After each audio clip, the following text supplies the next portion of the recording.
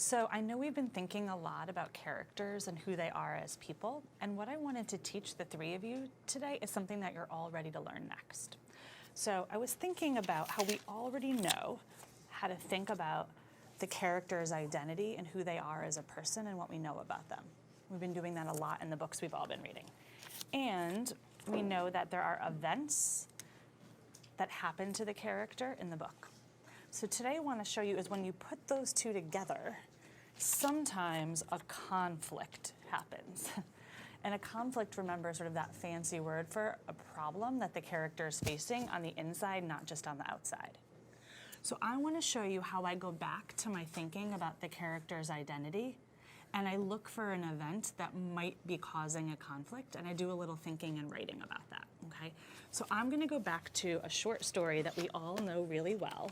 We all know the story of Ice Island, right? We know this story. So I'm going to use this as our example. And you know that I model with my own notebook. So I've been doing some writing and thinking, as you know, about what I already know about the character of Jody. And I'm just going to remind you that I jotted down some of the things that I know about her, okay? So I'm going to push myself right now today to identify an event. You can have a chance in a minute, okay?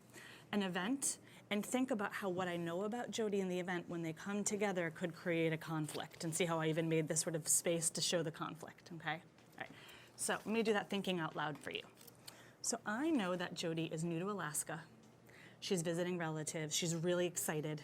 She wants to see her family, but she's not used to this place. But she's also kind of adventurous because she's going all the way without her parents.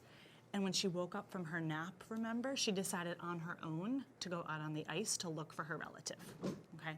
So I jotted down all these things I know. And then as I was reading, I noticed there was this spot here where there was a pretty big event. And it was actually a really big event. Remember this event here where she walked out onto the ice and got lost and heard a crack in the ice, right? So I'm gonna jot down that event because that's a really important one. I'm gonna write down walked on ice, it cracked. And she was also lost, right?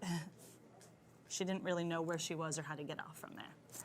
So I could just stop there, but I'm gonna think about how what I know about her and the events together can create a conflict, like what's going on inside of her that's this big conflict. This is not in the book, this is the thinking I'm gonna do, okay?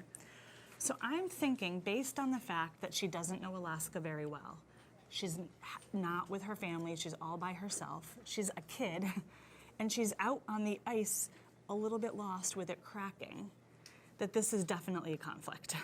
I think that she's probably terrified, but I also think that she's kind of mad at herself because she did this, right? That this wasn't something she could blame on somebody else. I think she's kind of upset with herself that she didn't make a smarter choice.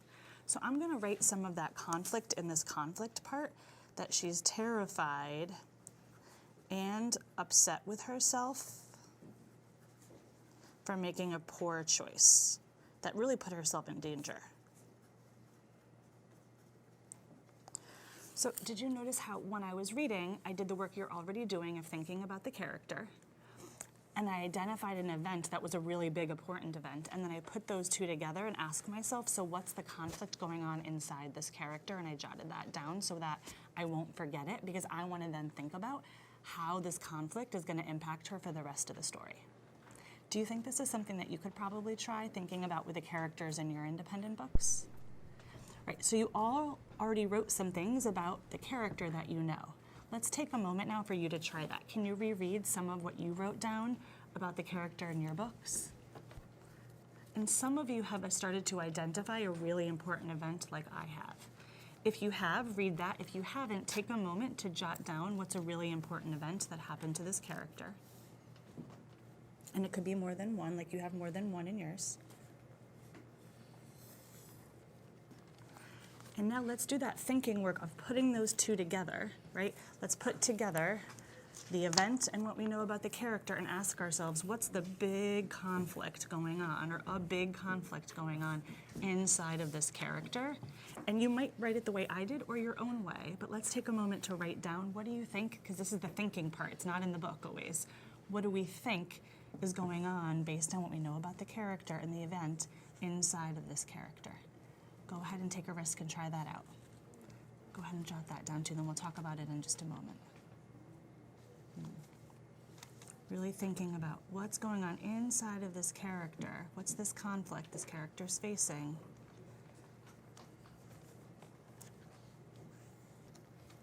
What are you thinking? I think that she's sad because her friend is going to leave her. So this event is creating this sadness inside of her. Say more about how that ties into her identity and what you know about the character.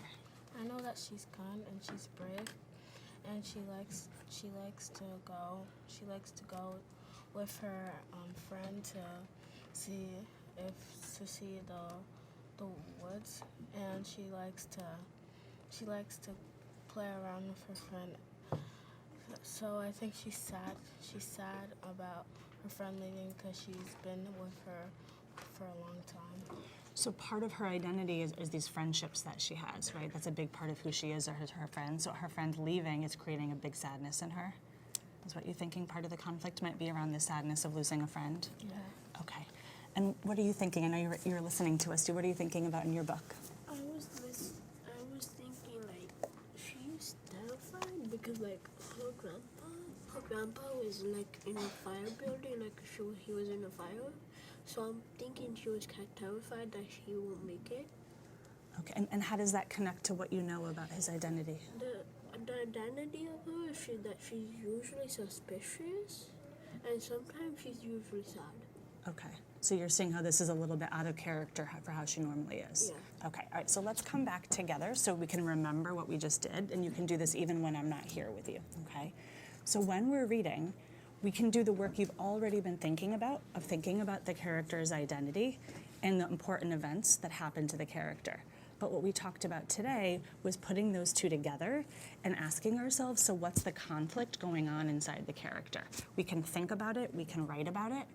And the thing about conflicts of why they're so important is when a character faces this conflict inside of them, just like a person, it's going to impact all the other choices and decisions they make. So it's going to allow you to predict what's going to happen, and it's going to help you figure out some of the big ideas when you get to the end of the book. So is this something you can continue to think about, not just in these books, but in other books that you're reading that have characters too? Yeah. Great. All right, thanks so much.